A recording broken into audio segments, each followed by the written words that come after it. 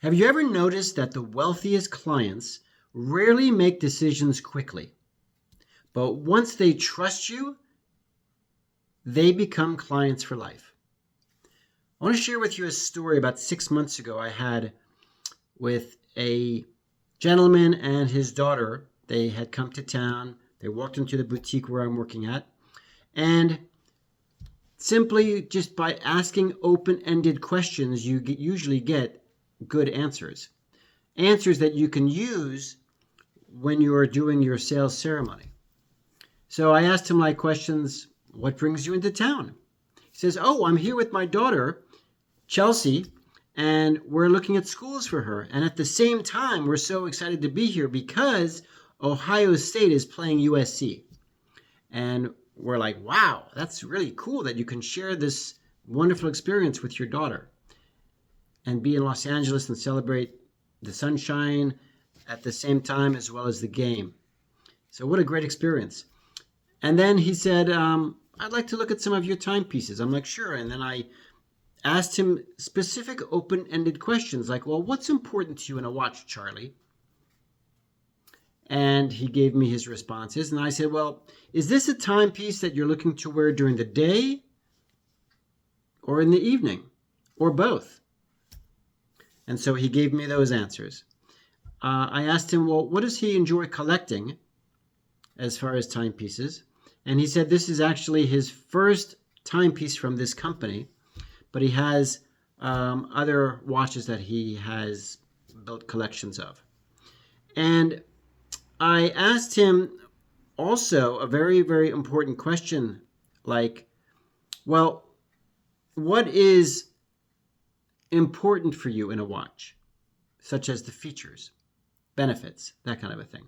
And so he gave me all those answers. And so I took him around the boutique, showed him different pieces, different collections, and he honed in on one of them. And as he's honing in, we're still asking questions like, how long have you lived in Ohio? How often do you come to LA? And even asking questions to the daughter, even though she's not the one purchasing the piece, make her part of the equation. Make her part of the questioning. You want to be able to establish trust by doing so. You want to show that the client that you are asking questions because you want to get to know them. It's not just a transaction. You're not just building this relationship for a transaction for a commission. Get that out of your mind. Think about that this is a relationship. Just as you're asking questions to people that you meet at events, at networking events or whatever. You want to get to know them, who they are, what they represent. And so he honed in on a piece that he liked a lot. And he said he would come back another day. They're only here for 3 days, so he said come back another day and come back alone so he could spend more time with me. And he did. He kept to his word, and he came back and he looked at the piece more, tried it on, looked at himself in the mirror, looked at himself in the full-length mirror, in the smaller mirrors, and just kind of wanted to see how the watch fit him as a person. And we started talking about his business, and just one thing led to another, and we just had a really nice conversation, not transactional. I wasn't thinking transactional, I was thinking conversation. Because conversation turns to conversions if you have a genuine conversation with someone. If you have a genuine conversation with someone, that will go down that path. But just think about getting to know someone. Don't even think about the sale. Think about asking questions. Hey, do you have any dogs? Do you have any pets? Just basic questions. And you'll see that as you ask these questions and they'll answer you, that question or that answer from that question will also divulge itself. It will also reveal another question you can ask once you've received that answer. So anyway, so he's back the second day and we're talking about the watch and the movement and I kind of hinted like, take your time, think about this in a sense. I didn't say it quite like that. I just said, I want you to be certain that this is the piece that you're going to cherish. That this is the piece that's going to remind you of your experience here with your daughter in LA watching the game together, checking out schools together. This is going to be a great timepiece for, it's really a timepiece as a memory marker. That's what it is. It's not about buying another watch. It's about remembering the time he has spent with his daughter before she goes off and leaves the nest. See, you really got to get into kind of psychology and understand what this timepiece represents for him. You know, why does the watch matter? What is the watch going to represent? How is the client going to feel when they're wearing this watch?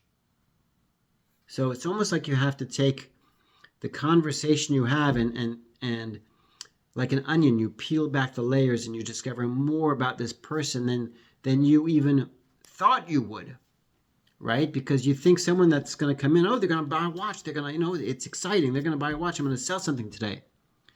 When you should be thinking, oh, I'm going to build a relationship today. Forget the transaction, build the relationship. And so Charlie and his daughter left. Charlie and Chelsea left. They went back to Ohio. He did not leave with the watch.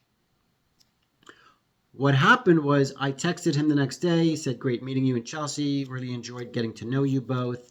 Have a safe trip back to Ohio. And then a couple weeks later, followed up with him by text.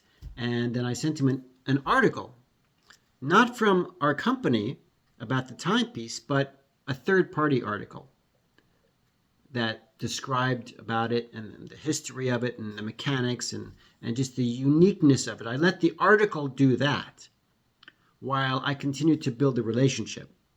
I let the article educate him while I continued to build the relationship. And so I followed up with him, and then about maybe 6 weeks later, I said, you know, Charlie, I can ship this to you, and by shipping it to you, you'll also save, if you're interested in the timepiece, if you're still interested, I can ship it to you, and I can also save you the difference between the tax here in Los Angeles and the tax where you live. That was just kind of like a little extra thing. And I also was able to gift him, I decided to gift him a strap as well, because now it's like, by having him change the straps, it's almost like he's getting a 2-for-1, as they call it in Oklahoma, a twofer. But not just in Oklahoma, but also in certain parts of the South. And so I was able to send him a link. He clicked on the link. He put his credit card information in. We got the link back. He had paid for the watch, and it worked out very well for both of us. And now, this is maybe 6 months later, we're talking about a second timepiece. Because the trust is there. The trust has been established. He trusts me now because he has gotten to know me. And so it's not just another transaction. It's a trust of another timepiece because we have a good relationship. And I have advised him. I am his advisor now on our timepieces. So I just wanted to give you a heads up that I hope this video brings you some clarity if you've had questions about, well, how come I'm not closing enough or things like that, and why am I not producing enough in sales? It's all about the relationship. Everything is about the relationship.